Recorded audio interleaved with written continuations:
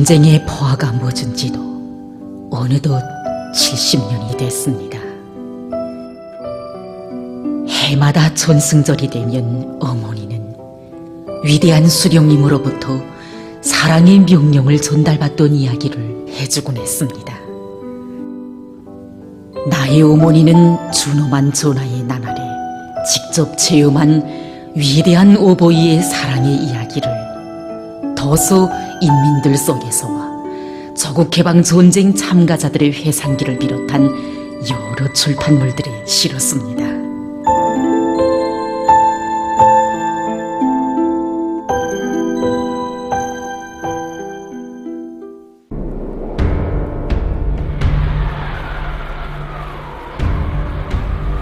이 화면은 1950년 11월에 찍은 역사기록 자료입니다.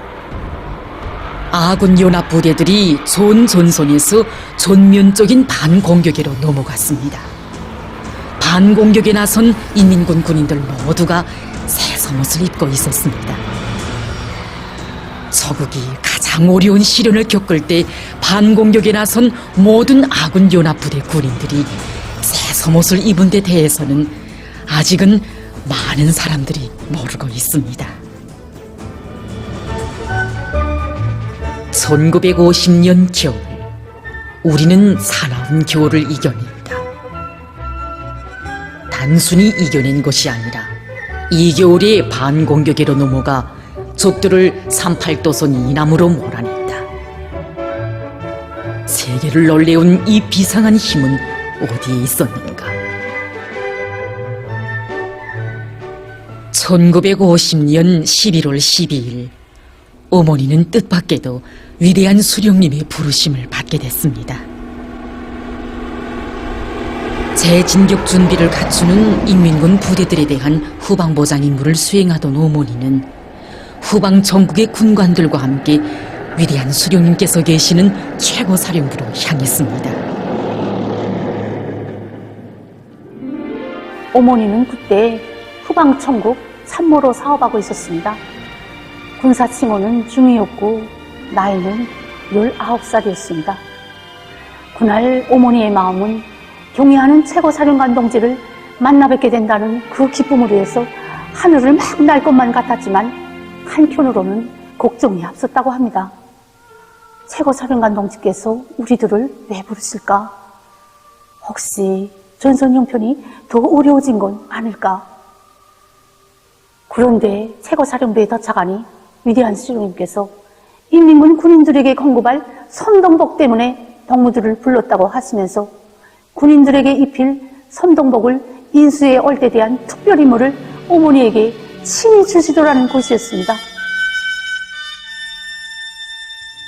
그날 위대한 수령님께서는 다 해진 여름 군복을 입고 피 흘리며 싸우는 전사들을 생각하면 잠이 오지 않는다고 하시면서 이런 뜻깊은 교시를 주시었습니다.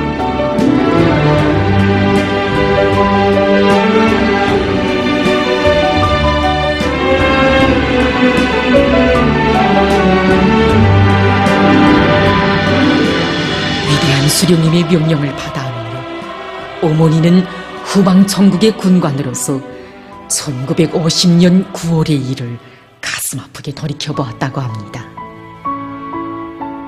1950년 9월 전선사령부, 후방사령부에서는 피복물자를 쏘가는 일이 벌어졌습니다.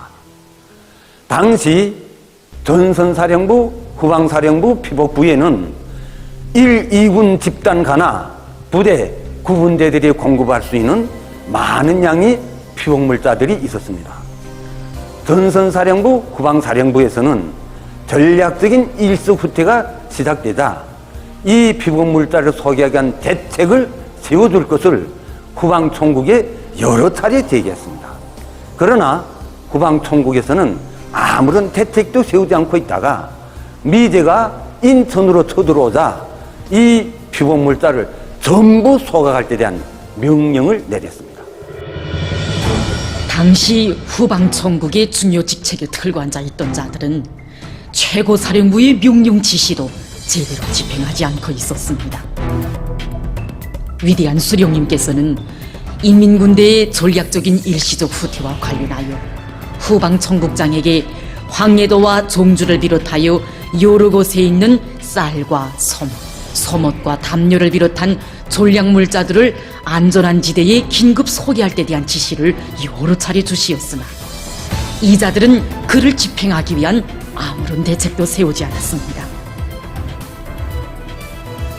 위대한 수령님께서는 1950년 10월 30일 당시 평안북도 장송군 장송면의 장송중학교에서 진행된 최고사령부 군관 장령회의에서 이에 대하여 심각히 분석 청구하시고 모든 군인들에게 소못을 빠짐없이 공급할 때 대하여 중요하게 강조하시었으며 11월 12일에는 어머니를 비롯한 후방천국의 군관들을 최고사령부로 직접 부르시 소못 운반과 관련한 전투 임무를 친히 주시었던 것입니다.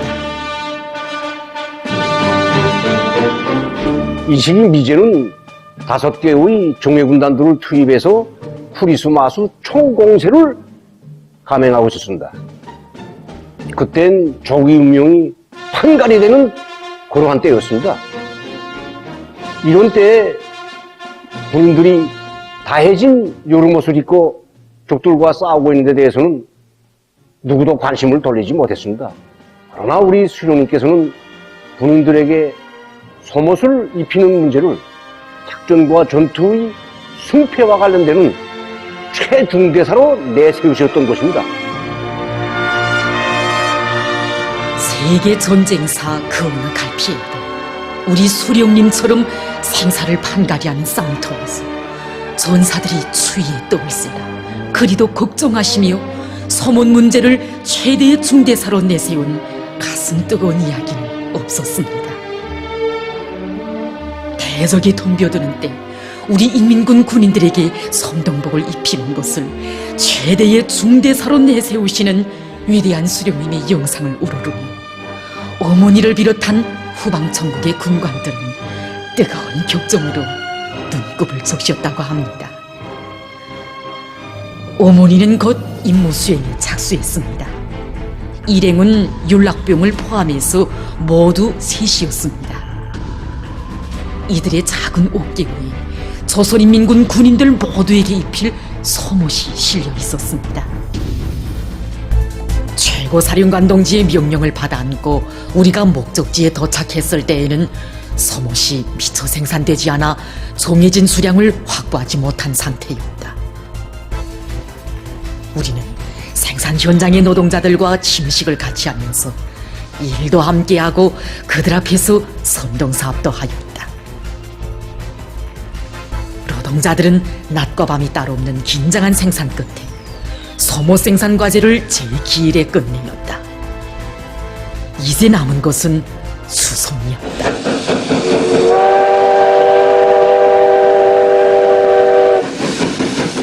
섬동복을 실은 군수열차는 직통열차로 편성됐습니다. 어머니 일행은 열차를 출발시킨 후 육로를 따라서 동시에 떠났습니다.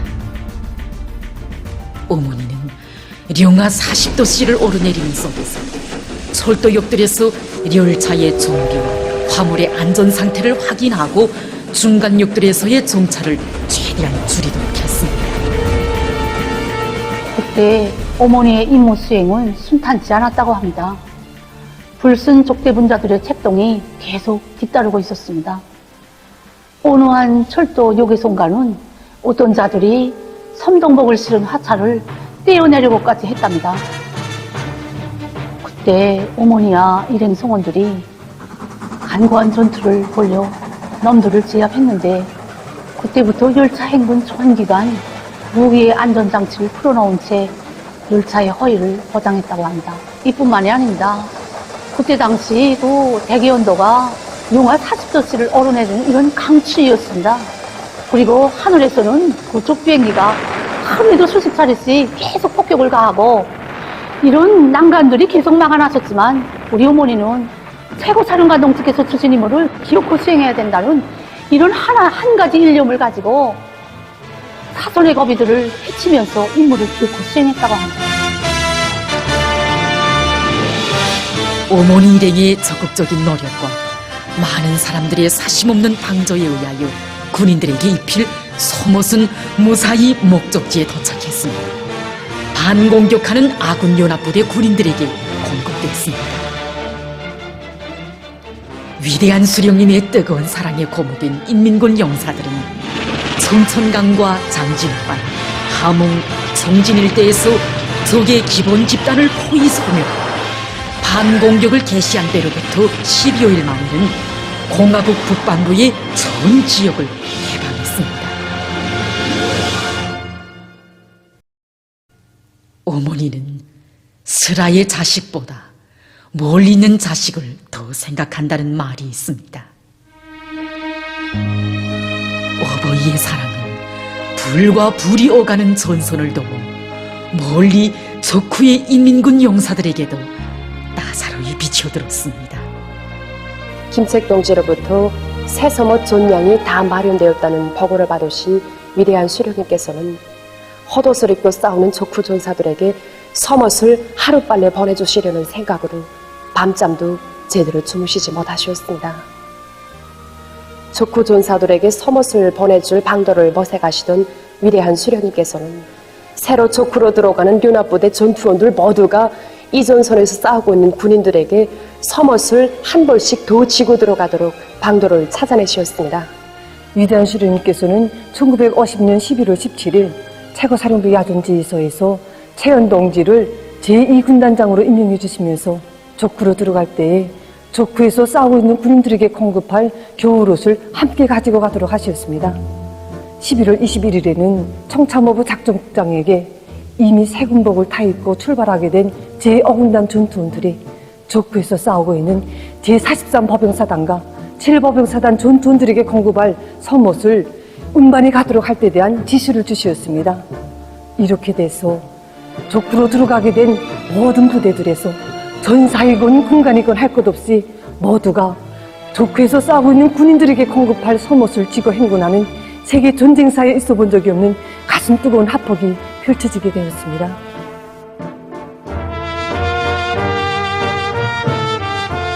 위대한 수령님께서는 그 이후에도 후방 전국 운수국에서 서못을 비롯한 후방 물자를 제2군단 후방부에까지 운반할 때 대한 지시도 하달하시었습니다.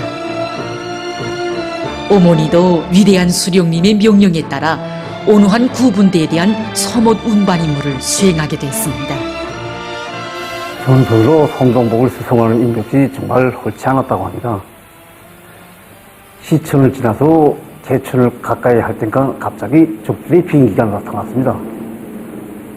목화솜으로 된 소못은 불지만 튀어도 타버릴 수 있었기 때문에 어머니는 재빨리 성동복 퉁구리를 나무 밑들마다 분산시켜 은폐시켜 놓았습니다. 마지막 퉁구리를 처리하고 자동차로 향하던 어머니는 폭풍에 날려 허리와 다리에 심한 타박상까지 입었습니다. 그러나 경량 최고사령관 동지께서 맡겨주신 전투 임무를 무조건 수행하고야 말 결사의 의지로 어머니는 무경천 퉁구리로 허리를 감싸내고 또다시 전선으로 달렸습니다.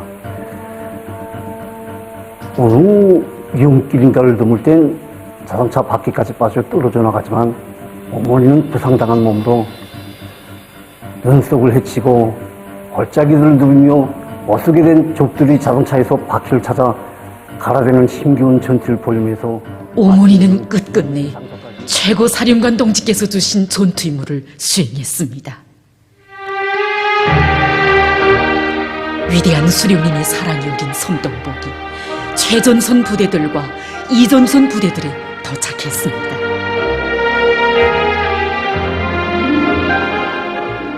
(1950년) 늦가을 40여일간에 걸쳐 1500여리의 강행군길을 이어온 부대는 마침내 강원도 일대에서 최연이 지휘하는 적후 부대의 한 구분대를 만나게 되었다.